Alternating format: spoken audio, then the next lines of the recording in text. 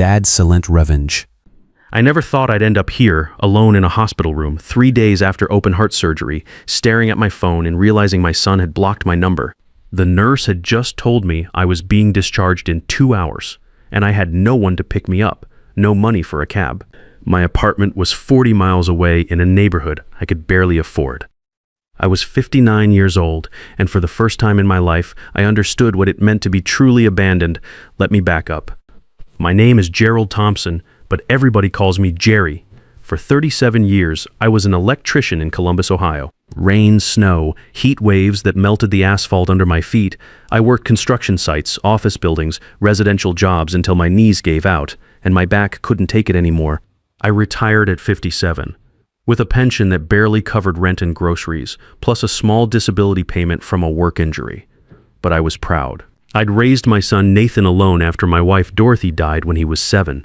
I worked double shifts, skipped meals, wore the same work boots for 10 years, all to give Nathan opportunities I never had, and it worked. Nathan got into Ohio State, got a computer engineering degree, then landed a job at one of those tech companies downtown.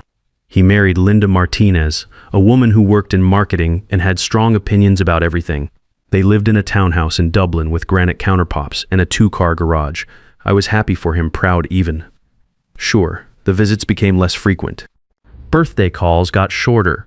Christmas became a text message with a gift card to some restaurant I'd never heard of. But he was busy, successful. That's what I told myself, then came the chest pains. At first I ignored them. Old age, I thought. Stress from trying to figure out how to pay for the water heater that died in my apartment. But one Tuesday morning, I collapsed in the parking lot of my building. My neighbor, Carol Hall, found me and called 911. The doctors said it was serious. Triple bypass surgery. I'd need it within a week or I might not make it to 60. The surgery alone was $45,000. My Medicare would cover most of it, but not everything. And I'd need somewhere to recover, someone to help me for at least 2 weeks. I called Nathan. It took him 6 hours to call back. When he did, there was noise in the background, voices, laughter. He was at some kind of work event. "Dad, this is really bad timing," he said. I could barely hear him over the music. "Linda and I are at a company party. Can I call you tomorrow?" "Nathan, I'm in the hospital. They're saying I need heart surgery." The background noise became muffled. He must have stepped outside. "What? When?" "They want to do it Friday." "I'm scared, son. I need you here."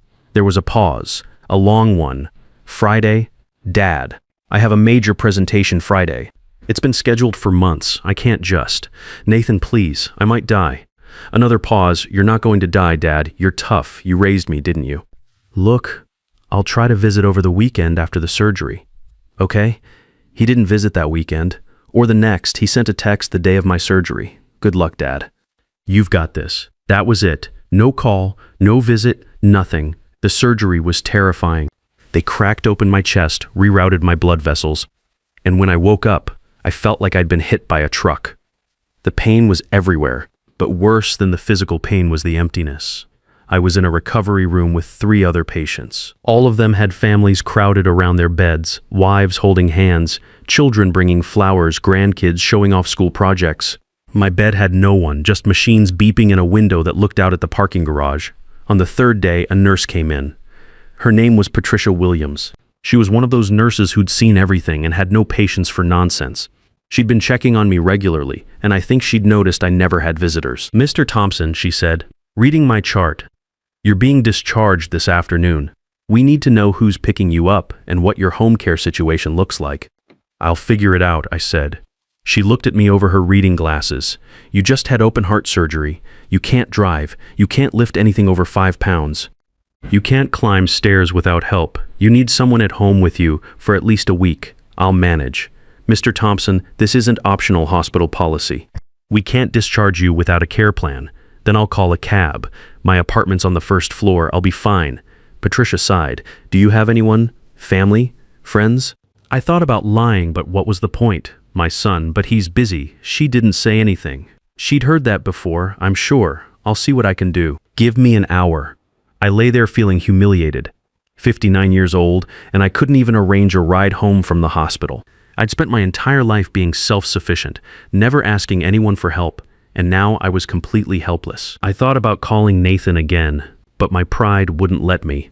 If my own son couldn't be bothered to check on me after major surgery, I wasn't going to beg. That's when Dr. Victor Rodriguez walked in. I'd met him briefly before the surgery. He was the cardiac surgeon who'd performed the operation. Late 60s, gray hair, the kind of presence that made you feel calmer just by being in the room. He usually had residents trailing behind him, but today he was alone. "Mr. Thompson," he said, pulling up a chair next to my bed. "How are you feeling?"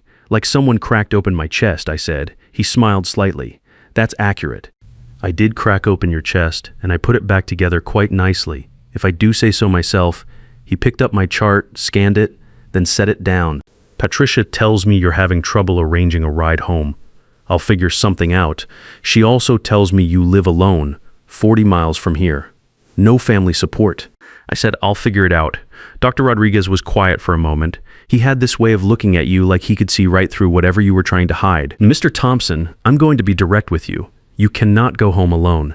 Not yet. You need someone checking on you, helping with medications, making sure you're eating properly, watching for signs of infection or complications. Without that, you have a significant risk of readmission or worse. What do you suggest?" "I can't afford a nursing facility. My pension barely covers rent." He leaned back in his chair. "I have a suggestion. It's unconventional, but hear me out." He paused, as if choosing his words carefully. "I have a large house, more space than I know what to do with since my wife passed. I also have a full-time nurse on staff for my own health needs. What if you stayed with me for the next 2 weeks, just until you're stable enough to manage on your own?" I stared at him. "I'm sorry, what?" "You'd have your own room, proper care, meals, everything you need to recover safely." "Dr. Rodriguez, I can't. That's not. Why would you even offer that?" He stood up and walked to the window, hands in the pockets of his white coat. "Let me ask you something. Do you remember working the Riverside construction project about 25 years ago?" I was confused by the change in subject. "I worked that project for almost 8 months. Big office complex. Why?" "There was a medical student working nights as a security guard there. Young guy, poor as dirt, working to pay his way through medical school." "Sure, I remember. Kid was always studying in the guard shack." He turned to face me. "January 1999. Coldest winter in 20 years. That medical student found an envelope in his locker one day. No name on it. Inside was $500 in cash and a note that said, 'Keep going. Someone believes in you.'" My stomach dropped. That was 25 years ago. "How do you—" "I was that medical student, Mr. Thompson. That $500 paid for my textbooks and groceries for a month. More importantly, it came at a moment when I was ready to quit. I was exhausted, broke, and starting to think I'd made a terrible mistake trying to become a doctor. That money, that note, it kept me going. I didn't know what to say. I'd done that a few times over the years. When I saw someone struggling, really struggling, I'd scrape together what I could and leave it for them. I never wanted credit, never told anyone. I'd forgotten about most of them. I never forgot that kindness." Dr. Rodriguez continued. "I didn't know who sent it until 2 weeks ago when I was reviewing your file before surgery. I saw your name and remembered. Gerald Thompson, electrician, Riverside project. I went through my old journals and confirmed it. Same name, same project. It wasn't a debt. I didn't do it for payback." "I know, but I'm offering anyway. 2 weeks. Let me help you recover. Consider it one act of kindness repaying another." I wanted to say no. Pride is a funny thing. Even when you're desperate, it makes you want to refuse help. But I was tired. So tired. And the thought of struggling alone in my apartment, trying to change bandages I couldn't reach, climbing stairs I could barely manage, it terrified me. "Okay," I said quietly. "Thank you." Dr. Rodriguez smiled. "Good. I'll make the arrangements. We'll move you this afternoon. And Mr. Thompson, call me Victor." We're past the doctor-patient formality now. That afternoon, Victor's driver, Albert Johnson, picked me up in a Mercedes. The drive to Victor's house took about 25 minutes through neighborhoods I'd only driven through while working tree-lined streets, houses set back from the road, circular driveways. Victor's house wasn't just big. It was a mansion, 3 stories, stone facade, gardens that looked like they required a full-time crew. Albert helped me inside where a nurse named Helen Robinson was waiting. She was professional but warm, showing me to a guest room on the first floor. Dr. Rodriguez thought you'd be more comfortable down here, Helen explained. No stairs. Bathroom right through that door. I'm just down the hall if you need anything. I'll be checking on you 3 times a day and managing your medications. The room had a fireplace, a reading chair by the window, a flat-screen TV, and a bed that looked like something from a hotel. Victor appeared in the doorway. Everything all right? This is too much, I said. I can't. This isn't. It's a room I'm not using. Consider it yours for the next 2 weeks. Now rest. Dinner is at 6. Helen will come get you. That first night I couldn't sleep. Partially because of the pain, partially because I was in a stranger's house, even if that stranger had good reasons for helping me. But mostly because I kept thinking about Nathan, my son, the boy I'd raised alone, who couldn't even be bothered to visit me in the hospital, who had blocked my number when I tried to call him the day before. Around midnight, I heard footsteps in the hallway, then a soft knock. Come in, I said. Victor entered wearing a bathrobe and reading glasses. Saw your light was on. Can't sleep. Pain's not too bad. Just thinking. He sat in the reading chair. About your son, how did you? Patricia mentioned it. I'm sorry. I know that particular pain. Not from a child, but from people you expect to be there who simply aren't. I don't understand it. I gave him everything, worked myself half to death to make sure he had opportunities. And now that I need him, he's just gone. Victor was quiet for a moment. Can I tell you something? In 35 years as a cardiac surgeon, I've seen thousands of patients. The ones who recover best aren't always the ones with the most money or the best insurance. They're the ones with people who show up, who sit by their beds, who ask questions, who care. I must have done something wrong. Parents are supposed to raise children who care. You know what I think? I think you raised a son who succeeded professionally. And somewhere in that success, he forgot where he came from. He forgot the sacrifices. That's on him, not you. We talked until almost 2 a.m. about careers, loss, family, disappointments. The next 2 weeks passed in a blur of recovery and kindness. Helen checked on me, Albert drove me to appointments, and Victor stopped by my room every evening. We'd talk about everything, books, politics, stupid TV shows, our regrets and hopes. For the first time in years, I didn't feel invisible. I felt seen, valued, like my presence mattered. 10 days into my stay, Nathan finally called. Helen knocked on my door during lunch. Mr. Thompson, you have a call. Your son? My hands shook as I took the phone. Nathan? Hey, Dad. His voice was casual.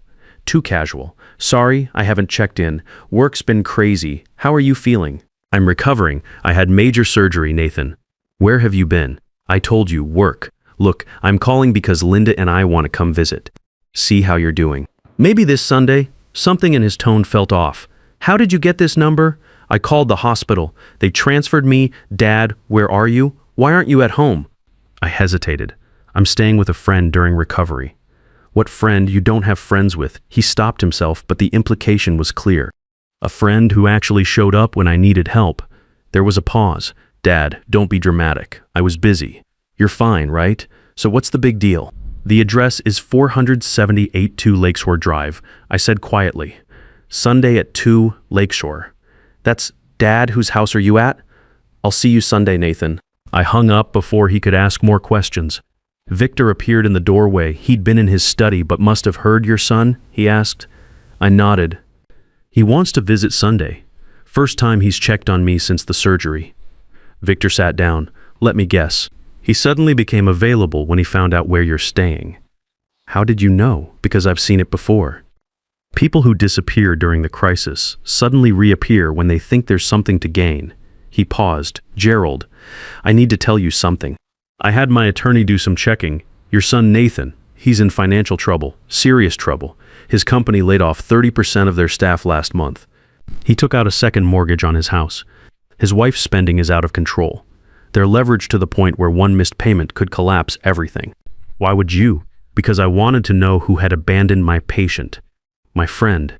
Gerald, I think your son is coming Sunday because someone told him you're staying at the home of Dr. Victor Rodriguez, chief of cardiology, one of the wealthiest doctors in the state. The implications hit me. You think he's after money? I think he's desperate. And desperate people make calculated choices. He's my son. He wouldn't. I hope you're right, but I've arranged for my attorney to be here Sunday just in case. Sunday came. The doorbell rang at exactly 2 p.m. Albert answered it. I heard Nathan's voice in the foyer, too loud, too cheerful. Wow, this is quite a place. He appeared in the living room doorway and stopped. I was sitting in one of Victor's leather chairs. Victor stood next to the fireplace. Nathan's expression cycled through surprise, recognition, and then something else. Calculation. Dr. Rodriguez, Nathan said. From Columbus General? Nathan Thompson, Victor said. I've heard a lot about you. Linda appeared behind Nathan. She was dressed like she was going to a country club. Her eyes swept the room, taking in the artwork, the antiques, the obvious wealth. This is Dr. Rodriguez. The doctor, she whispered to Nathan, not quietly enough. Nathan recovered quickly. He walked over and shook Victor's hand too vigorously. Dr. Rodriguez, I can't thank you enough for taking care of my father. When Dad called and said he was staying with a friend, I had no idea. This is incredible. Your father and I go back many years. Victor said evenly. We do? I said, confused. Victor smiled at me. Remember that envelope, Gerald? 1999, we go back to then. Nathan looked between us. Envelope? Dad. What's he talking about? Victor explained the story. The money in the locker, the note, how it had kept him going through medical school. As he talked, I watched Nathan's face. He wasn't listening like a son hearing about his father's quiet acts of kindness. He was listening like someone evaluating an opportunity. When Victor finished, Nathan shook his head. Dad, I had no idea you did things like that. That's really something. Your father is a remarkable man, Victor said. Which is why, when he needed help and his family wasn't there, I wanted to make sure he was taken care of. The word family hung in the air. Nathan flinched. Linda was examining a painting on the wall. Are these originals? She asked. Some are, Victor said. Nathan stood up. Dr. Rodriguez, could I speak with you privately? About Dad's care plan. Victor glanced at me. I nodded. They left the room. In Victor's study, Nathan closed the door. Dr. Rodriguez, I want to be direct. I know my father can be proud, stubborn. He's not doing well financially. His pension barely covers rent. He's got medical bills from this surgery that'll bury him. I'm aware, Victor said, settling behind his desk. So here's what I'm thinking. You clearly care about my dad. You've got this big house. What if he stayed here permanently? You get companionship. He gets security. Everyone wins. Victor steepled his fingers. Interesting proposal. What about you? What about me? Where do you fit in this arrangement? Nathan hesitated. Well, I'm his son. Obviously, I'd need to be involved in any major decisions. Power of attorney, that kind of thing, his interests or yours. I don't appreciate what you're implying. Victor opened a drawer and pulled out a folder. I'm going to make you an offer. One time only. He slid the folder across the desk. That's a check for $35,000. It'll cover your immediate debts.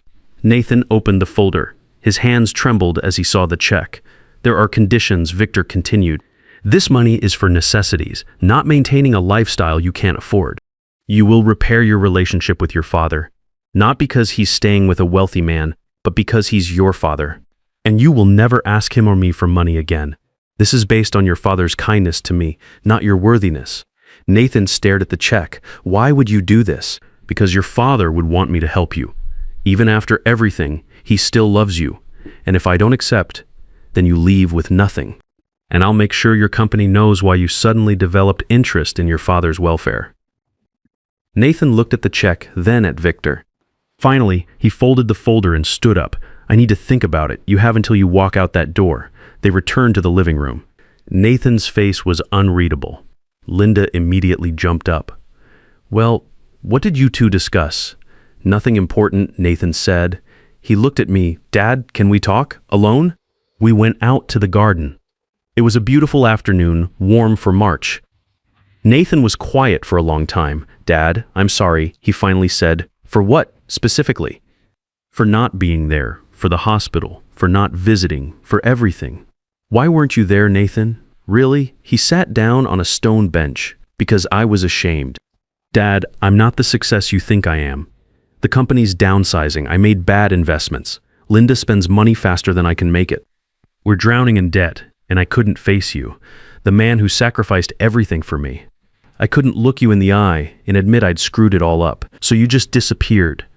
I know it was cowardly. I told myself I'd visit after I got things under control, but things never got under control. They got worse. And then when I found out where you were staying, I thought he stopped. You thought you could use me, use my connection to Victor? He nodded. Yeah, that's exactly what I thought.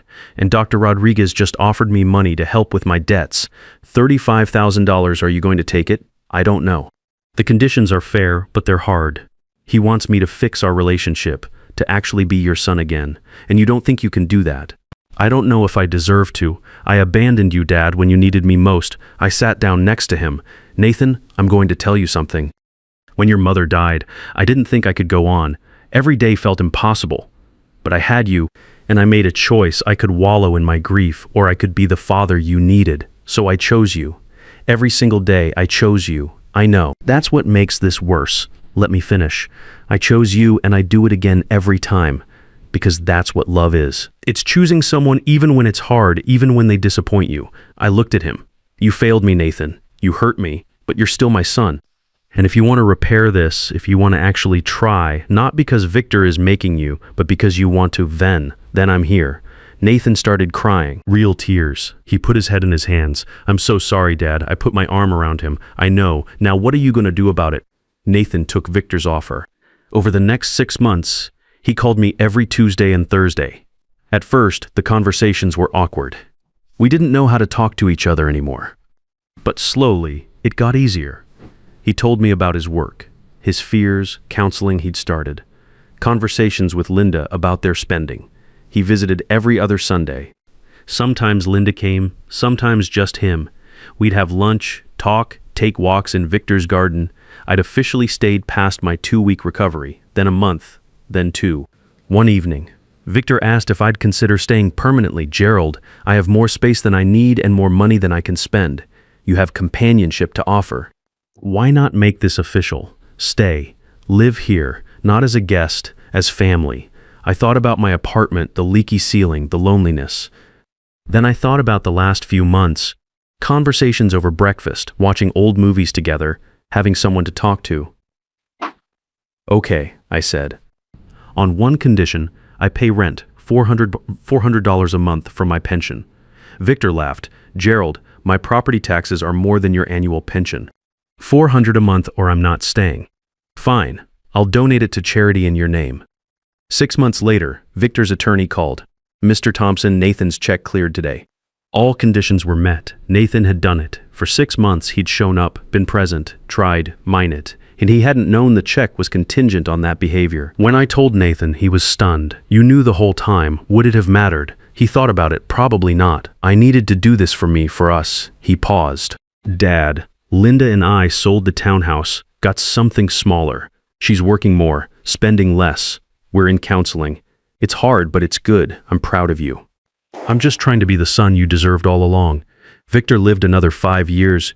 Good years. We traveled, hosted Nathan and Linda for holidays, watched as they had a daughter they named Dorothy. When Victor finally passed peacefully at 72, it felt like losing a brother. The will reading was simple. Victor had left everything to me, the house, the medical buildings, the investments.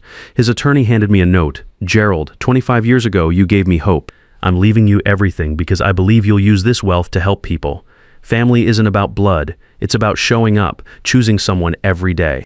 Use the money well, help people. Every now and then, leave an envelope in someone's locker. Some medical student somewhere is struggling. Be their miracle. I still live in Victor's house. Nathan visits every Sunday with Dorothy. She calls me Grandpa Jerry. I've set up a foundation in Victor's name for medical students. Every student gets an envelope with a note. Someone believes in you. Keep going. I've left anonymous envelopes in lockers all over the city. Usually $500, sometimes more. I'll never know whose lives they change. But I hope somewhere someone is holding one of those notes at their darkest moment and finding reason to continue. Because that's what Victor taught me. We save each other. Not with grand gestures, but with small acts of kindness when no one's watching, with showing up when it's inconvenient, with choosing someone every day. My son almost lost me, but he found me again. I almost lost everything, but I found something better, a brother, a family, a purpose. All because a cardiac surgeon recognized my name from an envelope he'd received 25 years ago. The smallest kindnesses echo across decades. The people you save might save you back. And family, real family, is built not from blood but from choice. Every single day we choose. And that makes all the difference. Sometimes the person who saves you isn't family, and sometimes family isn't the person who saves you. Real love shows up in hospital rooms when it's inconvenient, not just at celebrations when it's easy. The money you give away in darkness always finds its way back to you in the light. Kindness is the only investment that pays dividends across decades, and the only inheritance that actually matters.